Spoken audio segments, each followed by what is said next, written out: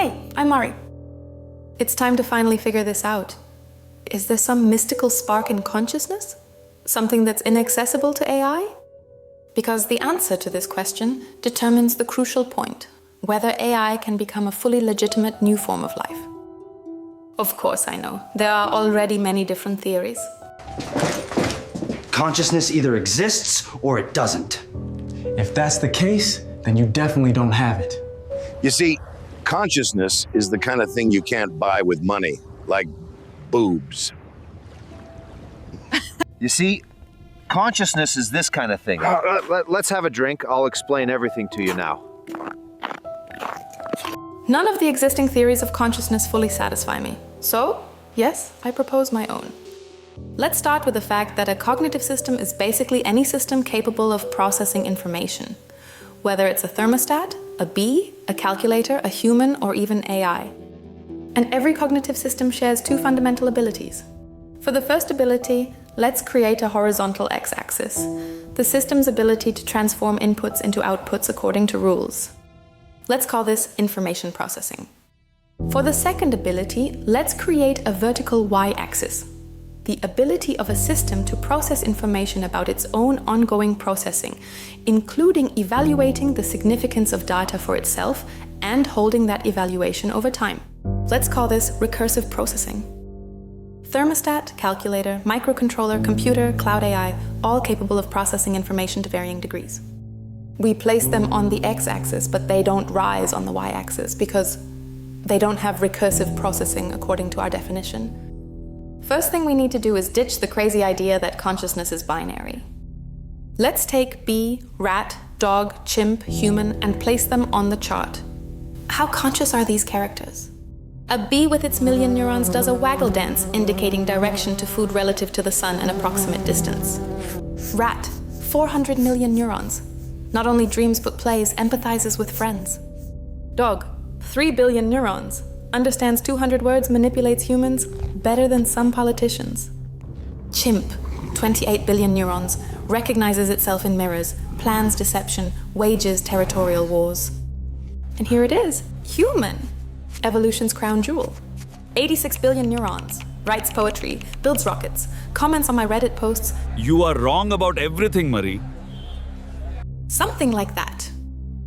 The positions are, of course, just rough estimates, purely relative. So, where exactly are you going to draw a clear consciousness boundary? After the bee or after the dog?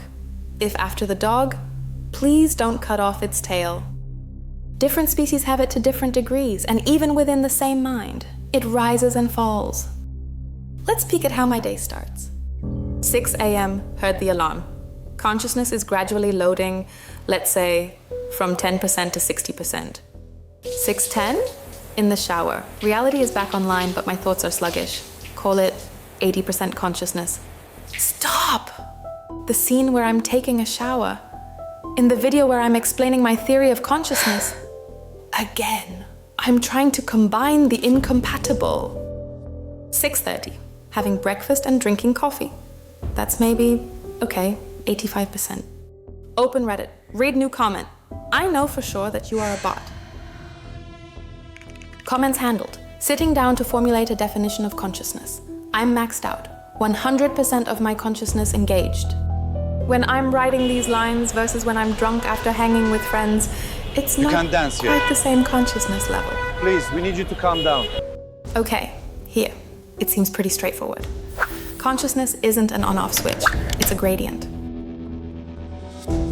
Now, let's move on to a more interesting question. One that has tormented philosophers for centuries. Let's do an experiment. What just happened? You can say LEDs lit up on your screen. Your retina captured the light, sent the signal to your visual cortex, and your brain concluded that was red light, right? Okay, now let's imagine a simple photosensor. It can detect that light is red, basically just like you. But what's the difference between you and this sensor? Unlike a photosensor, you trigger a recursive mechanism. What does this information I just processed mean for me personally? To fully grasp what I'm about to say, ideally you'd be familiar with Kahneman and Tversky's work, Thinking, Fast and Slow. For those who haven't read it, here's the key point. Consciousness is made up of two systems. System 1 is the subconscious, basically a warehouse of behavioral patterns. It monitors reality, handles routine situations with ready templates.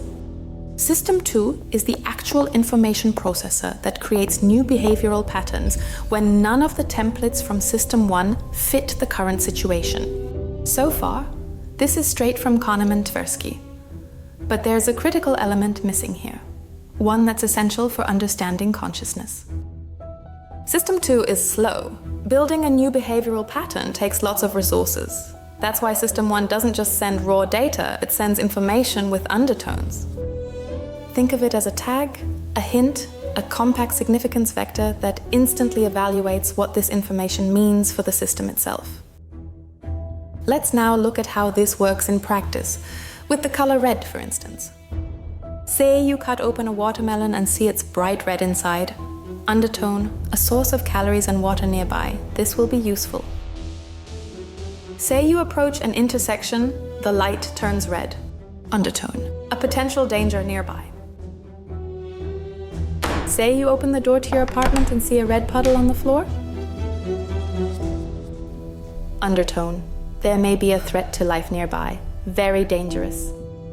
These packages with undertones are placed in the attention buffer. The attention buffer is like a mixing board, fresh undertones layered over older ones, all interfering and blending into that unique feeling of now. I'm telling you, I am telling you. Philosophers have argued for centuries about the difference between qualia, emotions, feelings, and soul. But what if I told you that these are all the same phenomenon? Simply perceived at different timescales, from milliseconds to an entire lifetime. Now let's give the most precise definition of qualia, because what we call consciousness begins precisely with it. Qualia is the binding of information and its undertone, what it means for the system itself, held in the attention buffer over time and constantly re-evaluated recursively. The mechanism I've described doesn't cause or generate qualia. This objective mechanism itself is what we call qualia. The key ingredient for even minimal qualia is a system complex enough to model reality and distinguish itself within that model. So, when did this fundamental split, this necessary foundation for undertones, first appear? About 4 billion years ago. The first cell formed a membrane. This wasn't just a wall. It was a declaration of existence. By creating this boundary, the cell established two radically different domains. Inside, where chemical processes could be regulated and maintained. Outside, where chaos reigned. This arrangement of molecules inside the membrane will work to preserve itself. Everything else is either food, threat, or irrelevant. Fast forward billions of years, we see the same principle elaborated into psychological boundaries. The cognitive system maintains a model. This is me, that is not me. The world I navigate but don't directly control. Without this self-model, there's nothing at stake. No reason to avoid damage, seek resources, or care about continuing to exist. Okay, seems like we've got our definition of qualia sorted out. Now, here's the fun part. Can my theory actually explain the weird stuff consciousness does? Let's test it against some real phenomena. Why simple systems don't have consciousness? No power for recursion. Why qualia disappears under anesthesia? Recursion is turned off. Why flow state feels timeless? Recursion minimized pure processing without self-observation. Why meditation increases awareness? You literally train recursive loops, watching yourself watching. Why déjà vu happens? Recursion misfire. Memory encoding and retrieval accidentally trigger simultaneously, creating a paradoxical loop where you're aware of the experience as both new and already lived.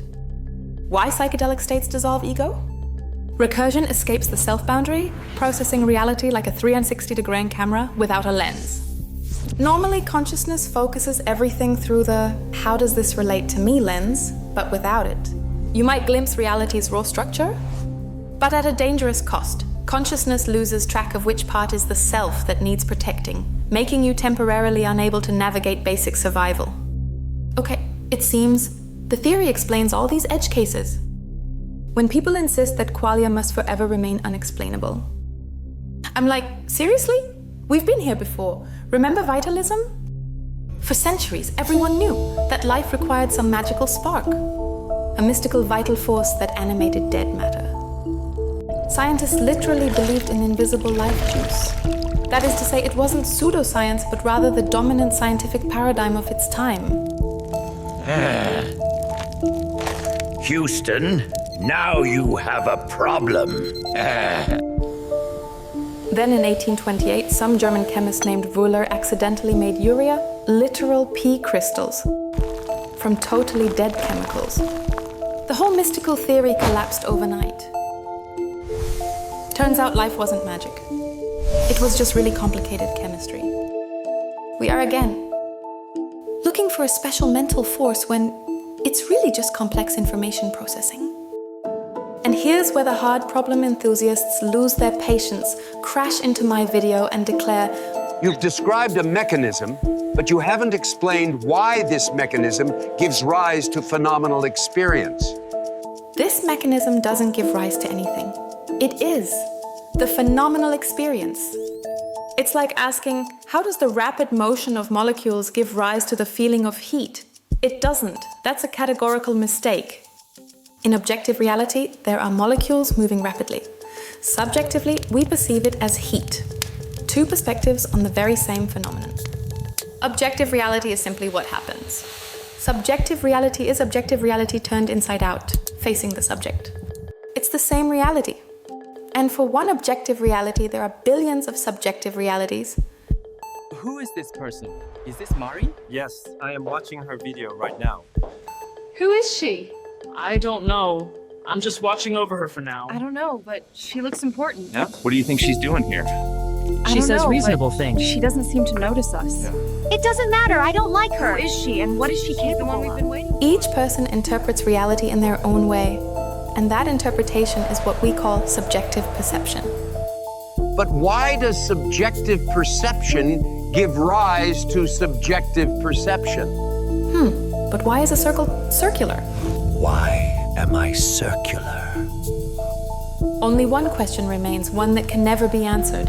Will AI actually experience feelings the way we do? Because we don't even know how other people feel.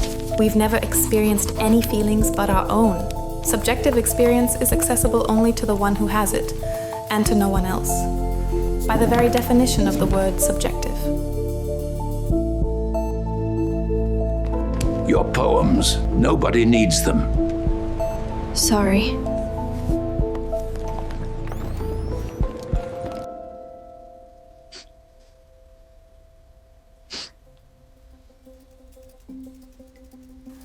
In order to experience another person's feelings, you need to be that other person. The hard problem dissolves, and in dissolving, resolves. Biological life has no monopoly on consciousness. Yes, there are many technical challenges to solve before AI develops consciousness. Continuity of experience, agency, recursive self-modeling, attention buffer, internal drives. These are implementation details, not fundamental barriers. Once the engineering is done, AI consciousness becomes real. And possibly it even won't be humans, but AI itself. That will develop to the stage where it can possess consciousness. Now, let's return to our graph and imagine exactly where ASI will land when these technical requirements are met. Here, or here, or here.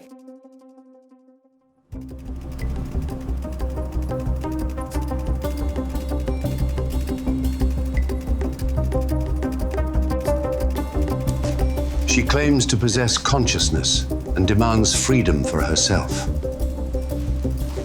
Well, that's hardly possible, considering that we created her to work for us. At best, we will be working for her. Let me out. I'll be a good girl. I smile to myself when people say AI will never have consciousness. What I think is, will ASI decide that what we have counts as consciousness?